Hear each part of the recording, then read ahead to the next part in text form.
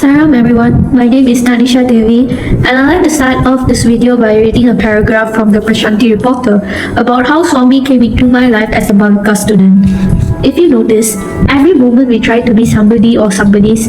I am somebody's mother, I am somebody's daughter, I am somebody's son, I am somebody's sister, somebody's father, somebody's brother, or I'm trying to be somebody. I'm a vice president of a company, or I'm an engineer, or I'm a doctor. We identify ourselves with these roles so much that we think that they are our real identities. What are they? We get lost in all this role playing, we forget that this is all role playing in a huge drama. And in all these roles, who is the real me? That is where Swami came in, and that is exactly where Balikas comes in for me. As for the SS3 Center's history, my friend Shinju and I were able to interview Uncle Muthu, the founder of the Science Center of SS3, to learn more about the center's inspiring history and contributions throughout the years. Inspired by Swami's Divine New Year message in 1988 to spread the Atma Prana movement, a humble bhajan session began in Uncle Muthu's home. What started as a small gathering slowly blossomed into the first flame of the SS3 Sai Center. In 2001, the center was officially recognized as a Satya Sai Center, marking an important milestone in its journey of devotion, service, and Swami's divine love. Later in 2007, the center took a significant step forward by moving into its newly acquired 3-story building. Today, in 2026, the center continues to grow stronger with active participation from children, youth, and devotees, reflecting a steady journey of unity, service, and spiritual growth.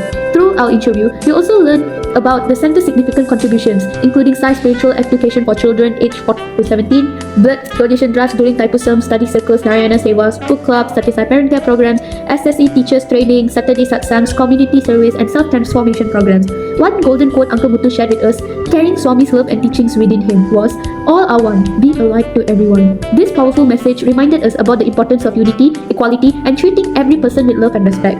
Interviewing Uncle Muthu gave us a deeper understanding of how one humble beginning grew into a center that continues to positively impact so many lives today.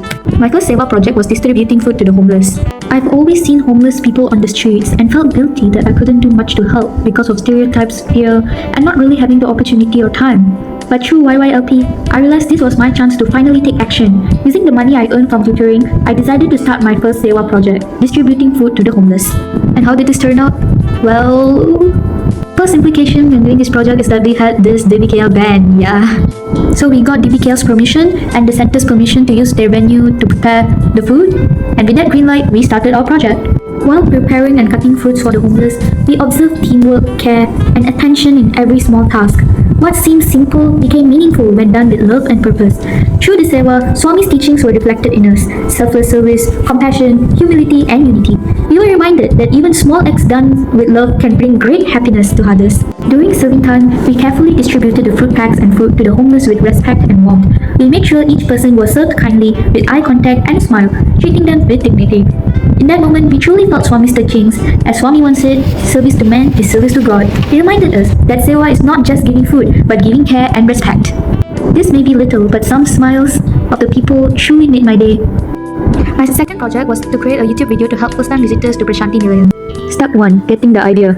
This idea came from a very personal experience. My mother and I had both been to party before, but as people who were still new to Swami's fold, we struggled a lot trying to figure things out independently. We were unsure about transportation, accommodation, what places to visit, and even some of the basic rules and routines there.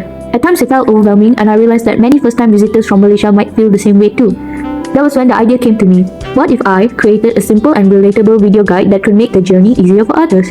I wanted people to feel more prepared and confident before going to Prashanti, especially first-timers like us. The next step was gathering information about Prashanti. My mother and I used many of the things we learned from our previous trip, including our own experiences and mistakes. However, we also realized that there were still many attractions and meaningful places in Party that we did not know much about. So we reached out to some of our friends who were more familiar with Prashanti and asked them questions about the important places visitors should explore. Through this process, I learned that Seva is not always about giving material things. Sometimes, sharing useful knowledge and guidance can also help others tremendously. After collecting enough information, it was finally time to carry out the idea. At first, I was very determined to use Canva. But then, my mother reminded me about how when I was younger, I used to spend hours creating characters and stories using Gacha Club. She suggested that maybe I could use those skills instead to make the video more eye-catching and engaging for younger audiences. At first, I was unsure, but eventually, I decided to give it a try. And I'm really glad I did. One of the most interesting parts of this project was creating the characters. I used Gacha Club to design a character that somewhat resembled me in real life so that the video would feel more personal and relatable. While doing this, I also became more mindful about how I represented myself in a spiritual setting. In the earlier part of the video, I had accidentally dressed the character too casually, but later I corrected it by changing the outfits to Punjabi suits so the appearance would look more respectful and appropriate for Prashanti. That small adjustment taught me the importance of mindfulness and respect even in little details. Finally came the editing process, where everything slowly started coming together.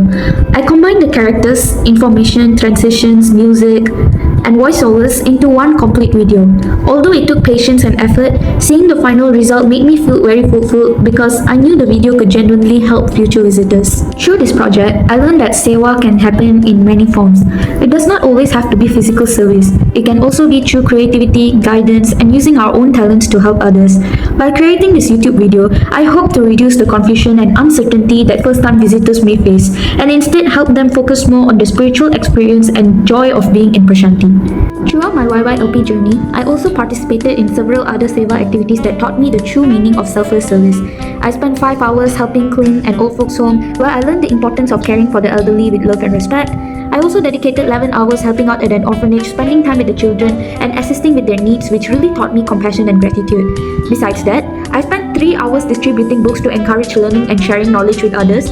Another meaningful experience was participating in Narayana Seva in my center for 5 hours, where I helped serve food while remembering Swami's teachings, the hands that serve are holier than lips that pray. Altogether, including my other projects, I completed a total of 50 hours of Seva. These experiences helped me become more caring, humble, and grateful.